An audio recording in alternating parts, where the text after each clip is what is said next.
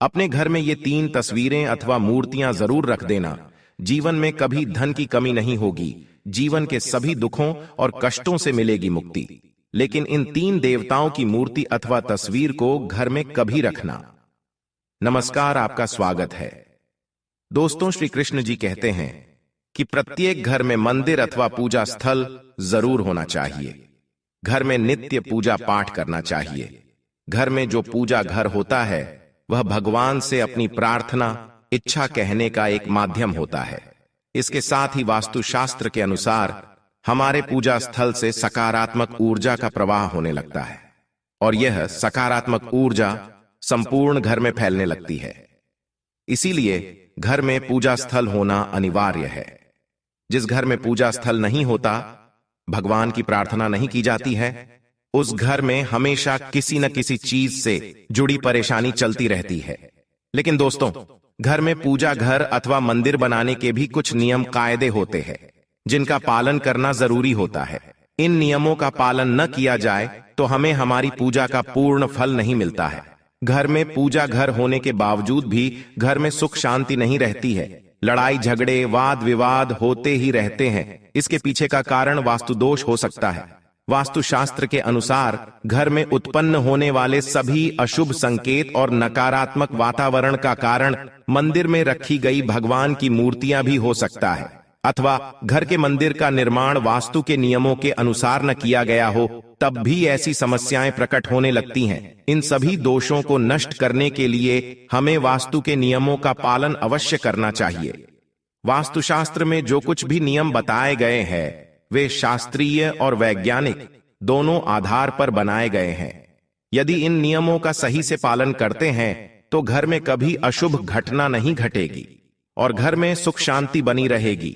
घर के अंदर देवी देवताओं की मूर्तियों को रखने के भी नियम होते हैं। किन देवी देवताओं की मूर्तियां घर में रखना वर्जित है, किन देवी देवताओं की प्रतिमाएं एक साथ नहीं रखनी चाहिए तथा किन देवताओं की मूर्तियां साथ में रखना शुभ होता है आदि महत्वपूर्ण बातों के नियम वास्तुशास्त्र में बताए गए हैं। यदि इन नियमों का पालन ठीक से नहीं किया गया तो घर में दुख दरिद्रता का वातावरण निर्माण होता है। घर में सकारात्मक ऊर्जा के स्थान पर नकारात्मक ऊर्जा अधिक मात्रा में बढ़ने लगती है, जिससे परिवार के लोग सदैव ही निराश, क्रोधी और दुखी रहने लगते हैं। घर में आर्थिक तंगी बनी रहती है, अकारण ही धन का खर्च होने लगता है। बहुत अधिक परिश्रम के बाद भी सफलता नहीं मिलती है। इस प्रकार की कई परेशानियां वास्तु दोष के कारण निर्माण होने लगती है। आइए जान लेते हैं वास्तुशास्त्र के अनुसार हमें पूजा घर में किन देवी देवताओं की मूर्तियां रखनी चाहिए तथा किन देवी देवताओं की मूर्तियां नहीं रखनी चाहिए। साथ ही सुख समृद्धि की प्राप्ति के लिए कौन सी मूर्तियां एक दूसरे के पास रखनी चाहिए। वास्तुशास्त्र के अनुसार अगर आप कुछ विशेष देवी देवताओं की मूर्तियां एक दूसरे के पास अपने घर के मंदिर में रखते हैं तो इसके कई शुभ परिणाम आपको प्राप्त हो सकते हैं। लेकिन अगर आप कुछ देवताओं की मूर्तियां एक साथ रखते हैं तो इसे अशुभ माना गया है। हमारे शास्त्रों में कुछ देवताओं की प्रतिमाओं को एक दूसरे के निकट रखने की मनाही की गई है। आइए सबसे पहले जानते हैं मंदिर में कौन से देवताओं की मूर्तियां होना आवश्यक होता है। सबसे पहली है गणेश जी की प्रतिमा। दोस्तों, पूजा स्थल में गणेश जी की मूर्ति या तस्वीर होना अनिवार्य है, क्योंकि गणेश जी सभी देवताओं में प्रथम पूजनीय और विघ्नहर्ता होते हैं, जो घर की सारी समस्याओं को हर लेते हैं। लेकिन गणेश जी की तस्वीर पूजा स्थल में एक से अधिक नहीं होनी चाहिए। विशेष तौर पर गणेश जी की मात्र एक ही तस्वीर होनी चाहिए। वहीं अगर गणेश जी की तस्वीर मां लक्ष्मी के साथ है और गणेश जी मां लक्ष्मी के बाईं तरफ विराजित है तो यह बड़ा ही शुभ माना जाता है। ऐसी मूर्तियां घर के सभी विघ्नों, समस्याओं और नकारात्मक ऊर्जा को नष्ट कर देती है। दूसरी है मां लक्ष्मी की प्रतिमा। धन और समृद्धि पाने के लिए पूजा स्थल में मां लक्ष्मी की तस्वीर अवश्य होनी चाहिए। लेकिन पूजा स्थल में केवल मां लक्ष्मी की तस्वीर घर के वास्तु के लिए कभी भी शुभ नहीं मानी जाती है। मां लक्ष्मी के साथ नारायण की मूर्ति होना अति आवश्यक है, क्योंकि जगतपाल विष्णु मां लक्ष्मी के पति है और मां लक्ष्मी बिना भगवान विष्णु के किसी भी घर में नहीं जाती है। वही मां लक्ष्मी को प्रसन्न करने के लिए नित्य मां लक्ष्मी से पहले भगवान विष्णु की पूजा करनी चाहिए। ऐसा करने से घर में संपन्नता और वैभव बना रहता है। मां लक्ष्मी ऐसे लोगों पर अति प्रसन्न होती है जो नारायण की पूजा करते हैं। वही श्री गणेश जी के साथ भी मां लक्ष्मी की तस्वीर लगाई जा सकती है, लेकिन पूजा स्थल में मां लक्ष्मी को प्रसन्न करने के लिए विष्णु भगवान की तस्वीर होना अति आवश्यक है। ध्यान रहे, मां लक्ष्मी और भगवान विष्णु की पूजा में टूटे हुए चावल अर्थात अक्षत का प्रयोग भूल से भी ना करें। ऐसा करने से पूजा विफल हो जाती है और शुभ फल नहीं मिलते हैं। धन प्राप्ति के लिए आपको लक्ष्मी और गणेश जी की संयुक्त रूप से पूजा करनी चाहिए। माता लक्ष्मी समृद्धि प्रदान करती है, तो भगवान श्री गणेश रिद्धि सिद्धि का भंडार है और बुद्धि का विकास करते हैं। इसी वजह से इनकी पूजा बहुत जरूरी मानी गई है। तीसरी है हनुमान जी की प्रतिमा। कई लोगों को हनुमान जी की तस्वीर घर के पूजा स्थल में रखने पर असमंजस होता है कि पूजा स्थल में हनुमान जी की तस्वीर रखे या ना रखे। लेकिन मित्रों, वास्तुशास्त्र में यह बताया गया है कि हनुमान जी की तस्वीर पूजा स्थल पर रखने से घर के सभी वास्तु दोष और ग्रह दोष दूर होते हैं। वही घर पर आने वाला संकट भी मात्र हनुमान जी की तस्वीर होने से टल जाता है। इतना ही नहीं, घर में सुख शांति और समृद्धि के लिए पूजा स्थल में हनुमान जी की बैठी हुई मुद्रा वाली तस्वीर लगानी चाहिए। चौथी है राम दरबार की तस्वीर। घर के सभी सदस्यों के बीच प्रेम, विश्वास, एकता और स्नेह बना रहे और पारिवारिक क्लेश नष्ट हो जाए, इसके लिए राम दरबार वाली तस्वीर लगानी चाहिए, जिसमें हनुमान जी श्री राम जी के चरणों में बैठे होते हैं। आइए अब जानते हैं पूजा घर में कौन से देवी देवताओं की मूर्तियां एक साथ रखनी चाहिए। जिसकी घर के मंदिर में एक साथ ये दो मूर्तियां होती हैं, वहां पर बनता है राजयोग। दोस्तों, अगर हम अपने घर के पूजा घर में कुछ मूर्तियों के साथ अन्य मूर्तियां भी रखते हैं तो निश्चित तौर पर हमारी किस्मत बदल जाती है और देखते ही देखते हमारे जीवन की सारी कंगाली समाप्त होने लगती है।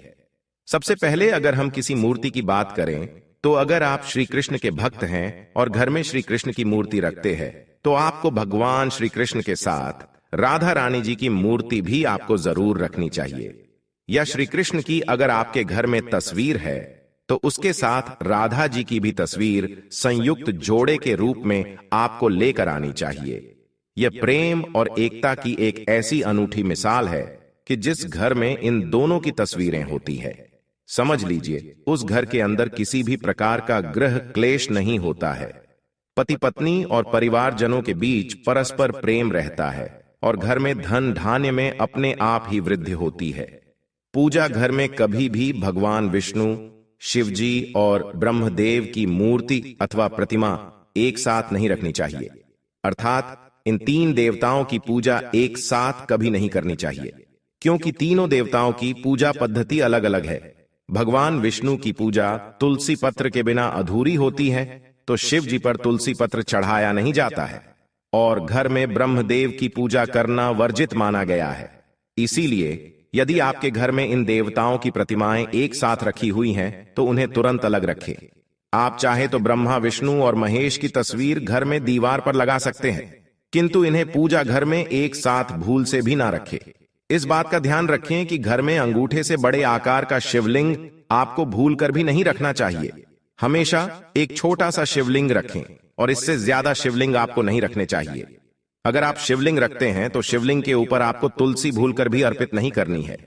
अगर आपने शिवलिंग रख भी दिया है और तुलसी अर्पण कर दी है तो शिव जी क्रोधित हो जाते हैं। दोस्तों, अगर आप अपने घर में हनुमान जी की तस्वीर लगाना चाहते हैं तो इस तस्वीर को भूल से भी बेडरूम के अंदर ना लगाए अथवा पति पत्नी के कमरे में नहीं लगाना चाहिए। हनुमान जी ब्रह्मचारी है और पति पत्नी रात्रि में रति क्रिया करते हैं। ऐसे में हनुमान जी की तस्वीर का अपमान होता है। आप घर में अन्य किसी भी स्थान पर हनुमान जी की तस्वीर लगा सकते हैं, लेकिन पति पत्नी के बेडरूम में नहीं लगानी चाहिए। उस स्थान पर यदि आप राधा कृष्ण की तस्वीर अथवा मूर्ति पति पत्नी के बेडरूम में रख सकते हैं। इससे पति पत्नी के बीच में प्रेम बढ़ता है और वैवाहिक जीवन सुखमय बनता है।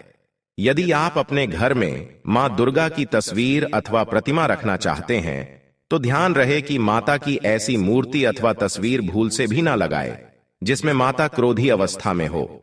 अथवा माता महिषासुर आदि राक्षसों का वध कर रही हो। वास्तुशास्त्र में ऐसी तस्वीर घर में लगाना अशुभ माना जाता है। आप मां दुर्गा की ऐसी तस्वीर लगाएं जिसमें मां प्रसन्न मुख हो और आशीर्वाद प्रदान कर रही हो। किसी भी देवी देवता की क्रोधी अवस्था वाली तस्वीर अथवा प्रतिमा घर में नहीं लगानी चाहिए। साथ ही ध्यान रहे कि पूजा घर में आपके मृत परिजनों की तस्वीरें नहीं रखनी चाहिए और ना ही अन्य देवी देवताओं के साथ उनकी पूजा करनी चाहिए। केवल पितृ पक्ष में ही मृत परिजनों की पूजा की जाती है। इसी तरह आपको भैरव भगवान की तस्वीर या भगवान शनिदेव की अथवा राहु केतु की तस्वीरें अपने घर में ही नहीं लगानी चाहिए। प्रतीकात्मक रूप से आप घर के पानी रखने के स्थान पर उनकी पूजा कर सकते हैं, क्योंकि इनकी साधना तंत्र मंत्र और विशेष नियमों का पालन करके की जाती है। घर के अंदर वैसे ही आप उनका पूजा पाठ नहीं कर सकते हैं। उनके पूजा पाठ में अगर किसी प्रकार की कमी रह जाती है तो इसके भयंकर दुष्परिणाम भोगने पड़ सकते हैं। तो दोस्तों, उम्मीद है आपको यह जानकारी अच्छी लगी होगी।